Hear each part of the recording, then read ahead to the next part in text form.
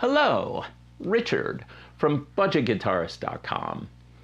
I just got back from doing a Super Bowl party, doing a gig on Super Bowl Sunday. It was a one-man band thing where I was playing keyboards and guitar and singing and had the backing tracks on the computer and whatnot. And I'm going to compile this list of 10 tips for doing a solo gig. Most of these would also apply to like a band gig, but you know, in this case, it happened to be solo. Let's start with tip number one. Tip number one is really easy, and it is bring an extra set of strings, obviously. I actually took 3 guitars. I took my PRS, my Strat, and my Telecaster. I think I made a video on that. Can't remember if I uploaded that video or not. Anyway, I took 3, you know, so I didn't break a string. All 3 guitars, I didn't have any issues with them, but always a good idea to bring one of these guys. Spare set of strings. Tip number 2, super obvious, tuner. You want to tune up your instruments before you're supposed to be performing, which actually leads me to tip number 3, which is, in terms of setup time, how much time you think you're going to need, pad that. I asked for a 2-hour setup time. It ended up taking me an hour and a half to get fully set up, get the guitars tuned, everything wired up, right? So you don't want to be in there rushing, and then you go to do the first number and you figure out you forgot to tune your guitar. You don't want any of that kind of stuff. Tip number 4, double check all of your connections. So I actually had an issue with, right when I was about to play, I checked my guitar and no sound was coming out. I have an HX Stomp going into this hum eliminator box. And guess what? One of these cables, one of them, was partially out, like not plugged in. And as a result, I got no signal out of the PA for that guitar. And what I should have done is double checked all my connections before I did that. Yeah, double check your connections. Tip 5, and this I really screwed up on, cable management. You should have a Velcro tie for every single cable, and when you wind your cables, you should do the over-under method. And if you don't know what that is, I mean, I could show you, I guess, real quick, hang on. Right, there's a lot of variations on this, maybe, perhaps, but basically you take your cable, and what I'm gonna do is I'm gonna go under and loop it this way, then I'm gonna loop it this way, and then for the next loop, I'm going to flip it around like this, twist the cable. I don't know if I'm showing this good enough. Instead of just going like that again, you kind of bring it over like that. Let me do that again. So instead of just doing a regular thing, you kind of sort of like make a loop over here and then bring it in. And the advantage of the over-under method is this. When you go to unwind it, you don't have to unwind it. You can hold it up and it falls. So anyway, over-under or under-over, whatever you want to call it, it's how you should do cables. And you should have individual Velcro ties for each of your cables. I did not.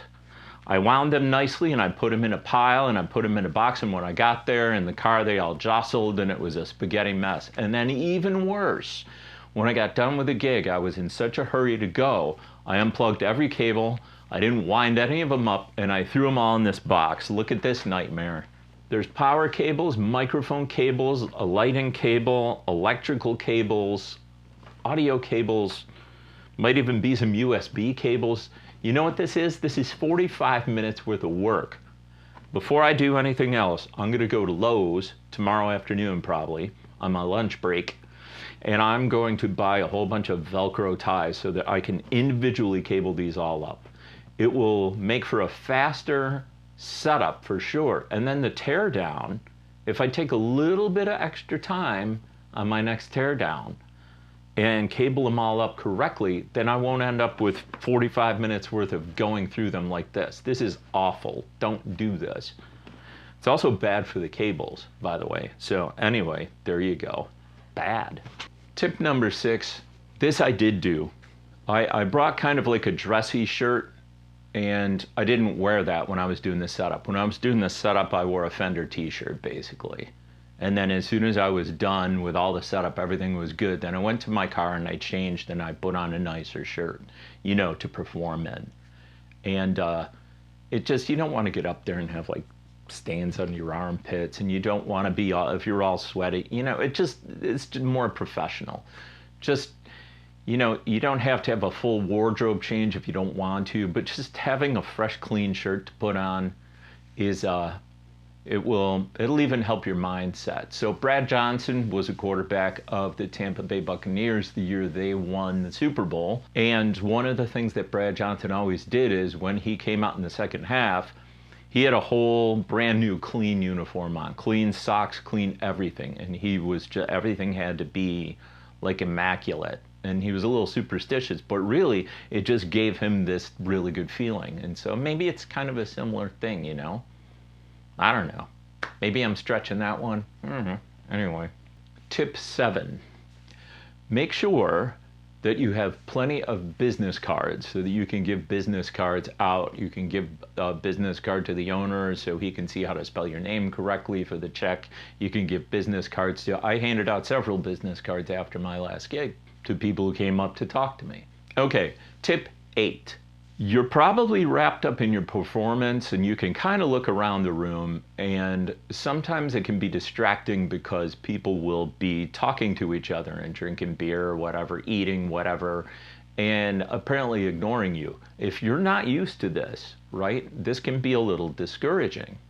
And quite frankly, to me, in doing this last gig, I wasn't honestly quite sure how I went over.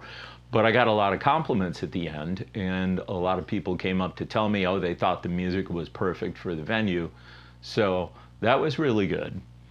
But yeah, you can get inside your head when you're doing the gig. Don't worry about people's reactions and who's paying attention and who isn't. I mean, at this gig, there was a dude who didn't look at me too much the entire gig. And then at the very end, the last song I did, he came up and started singing the chorus with me, which was Hey Jude. And then he introduced himself after the gig, and I gave him a card, and it was really cool. You can just never tell. So don't get inside your own head assuming you know what people are thinking.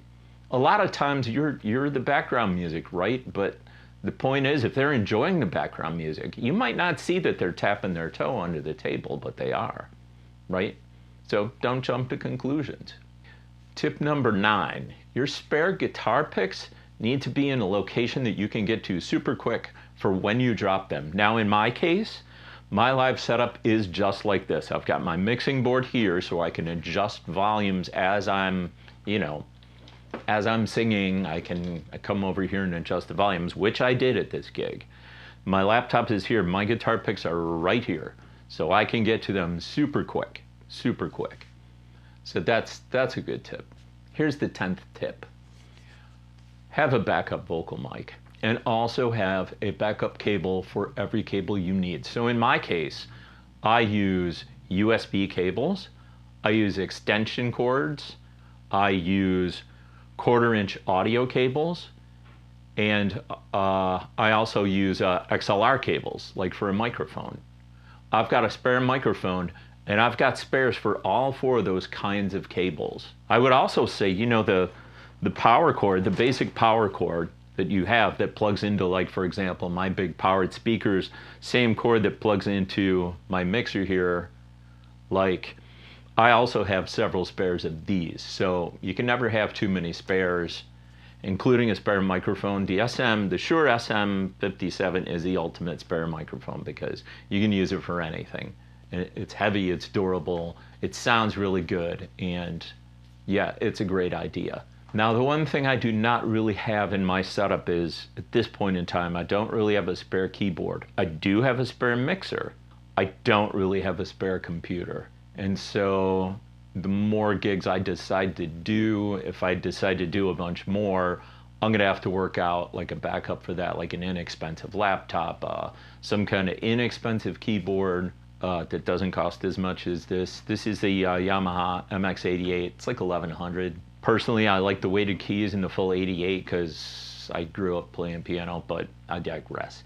Anyway, I don't have adequate spares for these two pieces of gear, and to be a true professional, I really need to have spares, and I'll be working on that probably in the near future. Everything else I pretty much have a spare of. The powered speakers, advantage of powered speakers, if one of them goes out, the other one's still working. You can do a gig with one speaker if you have to. So anyway, that was 10 tips for doing solo gigs, and if I missed anything super obvious, which I'm sure I did, if you would leave it in the comments section below, that would be amazing. As usual, you can subscribe if you're interested in this kind of stuff. And I will see you again next Friday at 5.